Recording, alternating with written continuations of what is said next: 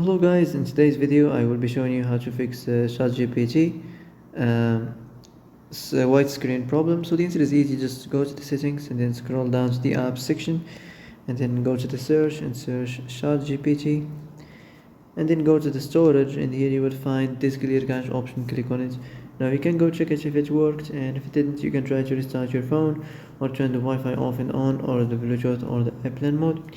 Also you can try to clear data, but be careful. If you clear data, all this application's data will be deleted. This includes all files, the settings, the accounts, the databases, etc. So be careful if you want to clear your data.